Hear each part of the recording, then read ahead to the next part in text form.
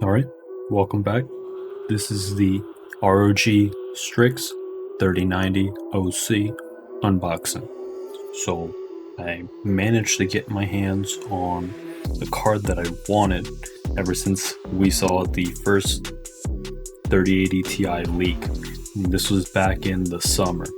So obviously it is like March 11th today, and there is still no 3080 Ti, and they just covered up, we have a 3090 instead. Besides the point, if a 3080 Ti comes out down the road, it shouldn't be that shocking.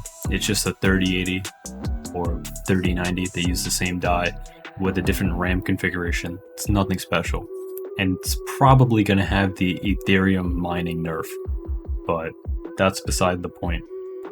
So this video was recorded December 10th, and basically I have to mute the audio because I was streaming this for my friends and showing them the cards, and then just answering whatever questions they had. But I got the Strix 3090 OC. You can see the box. You see how it comes with this little ROG Strix ruler. Comes with the ROG Strix Blue Eyes White Dragon Yu-Gi-Oh card. It has attributes. And a thank you card. Yes. Thank you. Yeah. I mean, it's nice stuff, but the card does cost, at the time I bought it, $1799.99. Sales tax made it cost, I think, $19.80 for me. Yeah, something like that. And then after the first tariffs hit, which was around the January point, I think, they raised the price $180. So starting was $1979.99. So after tariffs, it costs, I'm referring to me, so it cost me $2111.16.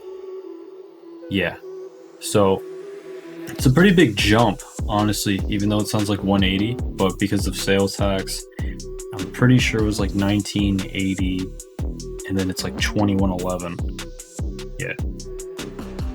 The EVGA for the Win 3 Ultra 3090 that you see in the video is also about the same.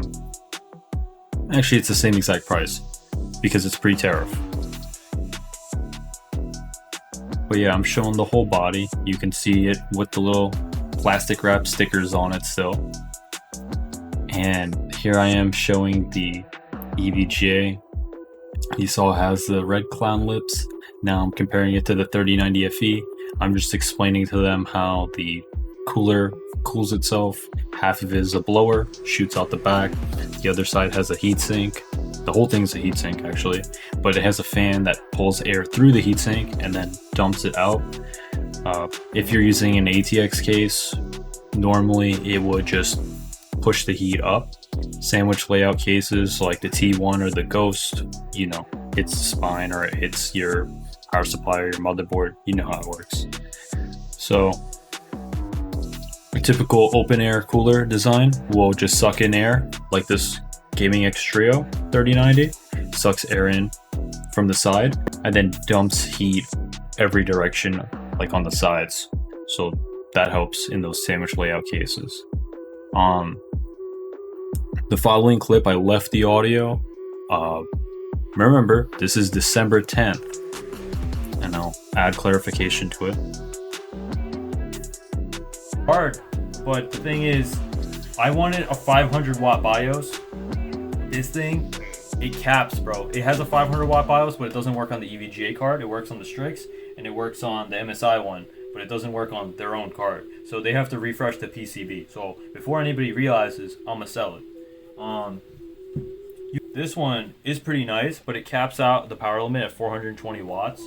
So the reason why I wanted the Strix is because it can do 500 watts. All right, so December 10th, that EVGA card, EVGA as of what's today? March 11th, has finally admitted, you have to go on their EVGA forums and dig for it, but they finally admitted to saying that there is power load line issues on the For the Win 3 Ultra 3090. Remember, it costs as much as the Strix. We're 3 months in the future. I can promise you I had no issues with my Strix, and I've had multiple Strixes at this point. I got my cousin a Strix. That Strix had a better bin than my first Kingpin. So there's more videos. But the point was that this card is shit. As of yesterday, my friend told me he got his third at EVGA For the Win 390 Ultra garbage card. Third RMA, man. Like, it'll literally just randomly just turn off and then it will never turn back on again. So he has had no issues with his 3080 XT3 Ultra. I got my friend a 3090 EVGA XT3 Ultra, but dude, the amount of issues that card has and the audacity EVGA has to charge the same amount of money as a Strix 3090, GTFO, man. Straight up GTFO. So if you guys have that card, I mean, I feel bad. I mean, I sold it. The person I sold it to, he was a really great guy.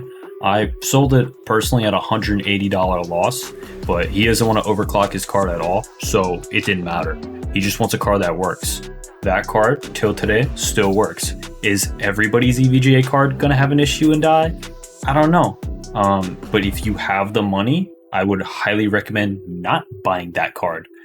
But my issue specifically with the card, and I don't know if I have more footage, maybe I do show it on camera, I don't remember, but I could never load it with 500 watts of load with the 500 watt XOC BIOS unless I was launching Furmark, but in gaming it would never work. That was the only reason why I hated that card.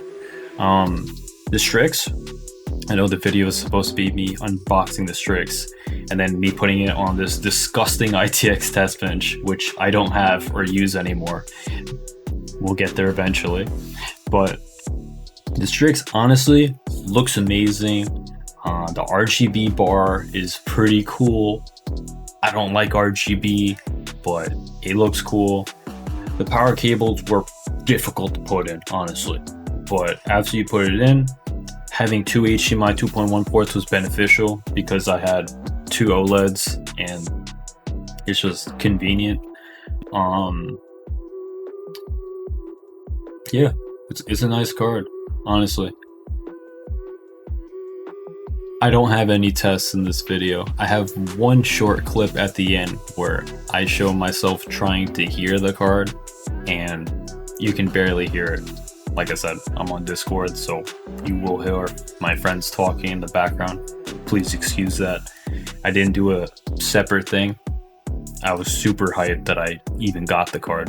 This was back in December. But as you can see, when it boots, fans stop, and here's that clip. Areas it's not 60 obviously, but yeah, this is an improvement. Made it. I know it's kind of rushed, but we're getting there. As always, thank you for watching. I will see you soon. Peace.